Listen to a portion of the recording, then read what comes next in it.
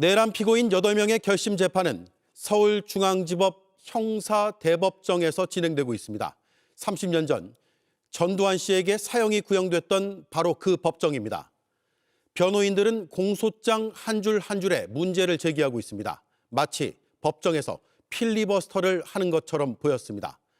예상된 시간보다 순서가 많이 밀리고 있습니다. 먼저 지금까지의 상황을 정리해드리고 바로 법원으로 가겠습니다. 연지환 기자입니다. 보통 재판보다 1시간가량 일찍 시작된 결심 공판. 법정 시계가 오전 9시 20분이 되자 재판장은 피고인 8명의 이름을 한 명씩 불렀습니다. 윤석열 피고인, 예, 김용현 피고인, 예, 노상원 피고인, 예, 피고인들 모두 출석하시고 확인했습니다. 장소는 1996년 검찰이 전두환 씨에게 사형을 구형했던 바로 그 형사 대법정. 윤석열 전 대통령은 내란 우두머리, 김용현 전 장관 등은 내란 중요 임무 종사 혐의입니다.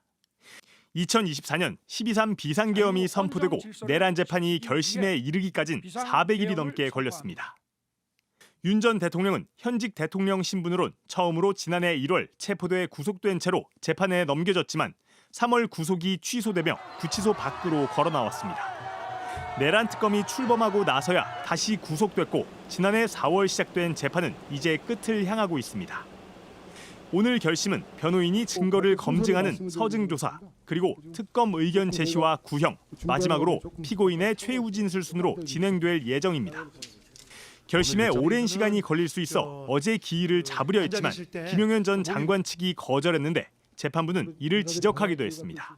어제 기일을 한번 따로 또 더 잡겠다고 했는데 그거는 다 또 거절하시고서 오늘은 이제 끝나는 일정이니까 마무리를 깔끔하게 하시면 된다. 피고인 8명 모두 의견을 내야 하지만 첫 순서로 나선 김 전 장관 변호인들이 기존 주장을 되풀이하고 공소장 한 줄 한 줄에 이유를 달며 저녁까지 서증 조사를 이어갔습니다. 야당을 척결하고 실제로 지금 대통령 재직 때부터 지금까지 척결당하고 있는 사람은 바로 윤석열 대통령입니다. 재판에서 재생했던 영상을 다시 틀기도 했습니다. 오늘 안에 결심이 끝나지 않게 법정 필리버스터 전략을 펴고 있다는 지적도 나옵니다. JTBC 연지환입니다. 지난 지방선거 당시 공천헌금 의혹을 받는 김경 서울시 의원이 경찰에 자술서를 제출했습니다. 강선우 의원 측에 1억 원을 줬지만 다시 돌려받았다는 내용이 담긴 걸로 파악됐습니다. 공교롭게도 열흘 전 강 의원이 주장했던 내용과 비슷합니다. 조유리 기자가 보도합니다. 공천 헌금 의혹의 핵심 인물로 경찰 수사선상에 오른 김경 서울시 의원은 지난달 말 개인 일정을 이유로 미국으로 떠났습니다. 지금도 미국에 체류 중인 김 시 의원이 최근 변호인을 통해 경찰에 자술서를 제출한 사실이 공개됐습니다. 2022년 지방선거를 앞두고 강선우 의원 측에 1억 원을 건넸고 이후 돌려받았다는 내용으로 혐의를 사실상 인정한 것으로 알려졌습니다. 당시 서울시당 공천관리위원회 내부에서도 관련 대화가 오갔습니다. 어쨌든 그 1억 이렇게 그 돈을 갖다가 받은 걸 지금 사무국장이 그러니까 보관하고 있었다는 거 아닙니까? 네, 정말 그냥 아무 생각이 없었던 거죠, 정말. 금품을 주고받은 정황이 담긴 이 녹취가 공개되자 강 의원은 현금 전달 사실을 인지한 뒤 즉시 돌려줬다고 밝혔습니다. 받긴 했지만 돌려줬다는 겁니다. 그렇게 강 의원 해명이 나오고 열흘 뒤 김 시 의원도 강 의원과 비슷한 취지의 주장을 내놨습니다. 이 때문에 일각에선 양측이 경찰 수사를 앞두고 말맞추기를 시도하고 있는 것 아니냐는 의혹이 제기되고 있습니다. 경찰은 오는 12일 귀국할 예정인 김 시 의원과 조사 일정을 조율하고 있습니다. JTBC 조율입니다. 대만 정부가 쿠팡에 대한 행정조사에 착수했습니다. 정보 유출 사건 용의자가 보낸 협박 메일엔 한국 외에도 대만과 일본 이용자 정보도 가지고 있다는 내용이 있었는데 실제로 유출이 됐는지 조사하는 겁니다. 쿠팡은 이런 사실을 공시조차 하지 않았습니다. 박소연 기자입니다. 용의자가 지난해 11월 쿠팡에 보낸 협박 메일입니다. 한국뿐만 아니라 대만과 일본 이용자 역시 정보 유출 위험에 놓여 있다고 주장했습니다. 이메일 계정 45만 건을 비롯해 배송지 100만 건, 구매 내역 400만 건 등 대규모 민감 정보가 유출됐을 가능성이 있는 겁니다. JTBC는 대만 정부에 이 사실을 인지하고 있는지 물었습니다. 이에 대해 우리 국무총리격인 대만 행정원장은 JTBC에 쿠팡 개인정보 유출 사태를 예의주시하고 있다고 답했습니다. 그러면서 대만 정부는 이미 쿠팡 대만지사를 대상으로 행정조사에 착수했다고 공식 확인했습니다. 현재 절차에 따라 조사 중이며 대만 국민의 개인정보 안전을 보호할 것이라고 덧붙였습니다. 앞서 쿠팡은 2차례에 걸쳐 대만 고객의 정보 유출은 없다고 밝혔지만 대만 정부는 법 위반 가능성을 놓고 행정조사에 착수한 겁니다. 담당 부처는 JTBC에 개인정보보호법 22조에 따라 행정조사를 벌이고 있다고 밝혔습니다. 이에 따라 쿠팡 대만지사 현장 점검은 물론 관련 자료 제출을 요구할 수 있습니다. 한국 정부뿐만 아니라 대만 정부까지 나서 정보 유출을 조사하고 있는 건데 쿠팡은 이 같은 내용을 미국 증권거래위원회에 공시하지 않았습니다. 대만과 일본에 영향을 미칠 수 있는 건데도 한국에만 국한된 것인 것처럼 공시가 돼 있기 때문에 굉장히 중요한 영향을 미치는 것을 알리지 않은 것으로. 전문가들은 미국 증권거래위원회가 중요한 공시를 누락했다고 판단하면 허위 공시로 제재할 수 있다고 지적했습니다. JTBC 박소연입니다. 미국에서 이민 단속국 요원이 쏜 총에 30대 여성이 숨진 지 딱 하루 만에 연방 요원이 가한 총격에 2명이 다쳤습니다. 공권력을 남용하지 말라며 시민들 외침이 커지는 가운데 트럼프 행정부는 또다시 정당 방위를 주장했습니다. 로스앤젤레스에서 홍지은 특파원입니다. 오리건주 포틀랜드에서 연방 이민국 요원의 총격으로 2명이 다쳤습니다. 미 국토안보부는 불법 체류자 차량을 검문하던 중 운전자가 요원들을 차로 치려해 방어 사격을 했다고 밝혔습니다.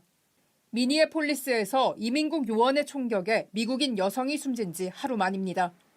비극의 충격이 가시기도 전 다시 공권력 남용 논란에 불을 지폈습니다.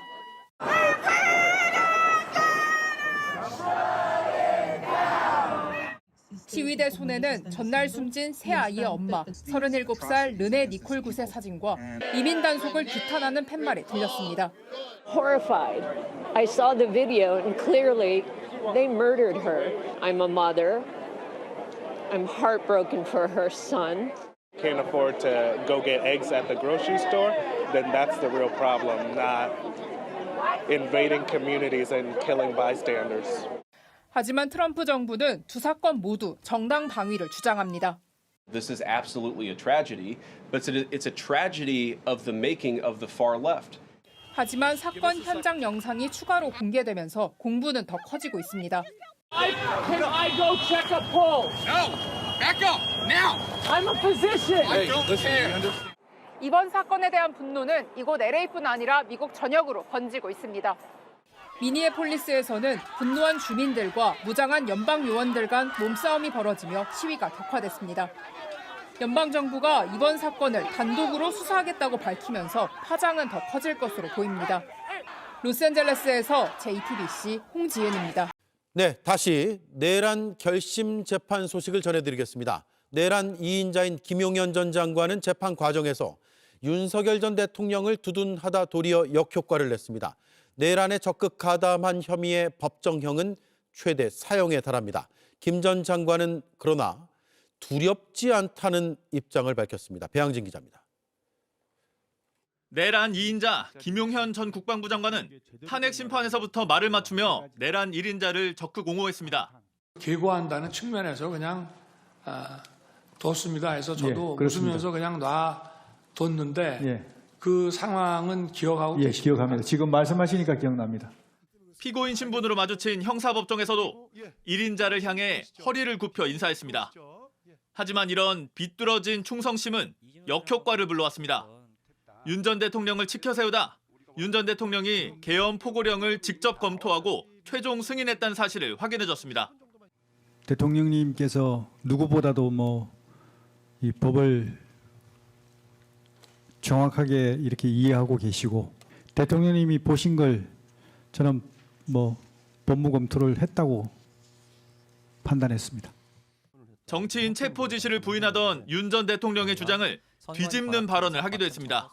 한동훈 대표가 의원이 아니잖아요. 본회의장에서 왔다 갔다 이렇게 하고 있어서 저거 혹시 포고령 위반 사안이 아니냐라고 한번 잘 살펴봐라 하고 얘기를 하면서 이재명 대표나 저 국회의장도 함께 그런 어떤 위반 사항이 있는지를 잘 살펴보고 필요하면 어떤 그 경고도 하고. 김 전 장관의 변호인들은 상식 밖 언행을 일삼으며 법정을 아스팔트로 만든다는 비판을 받았습니다. 이진관이 너무 죽었어 이거. 뭣도 아닌데 엄청 유세를 떨더라고요. 근데 김 전 장관이 받는 내란 중요 임무 종사 혐의의 법정형은 5년 이상 징역 또는 사형, 무기징역입니다. 김 전 장관은 변호인단을 통해 답이 정해진 재판이지만 두렵지 않다는 입장을 밝혔습니다. JTBC 배양진입니다. JTBC 뉴스를 시청해 주셔서 고맙습니다. 저희는 저녁 6시 30분 뉴스룸에서 뵙겠습니다.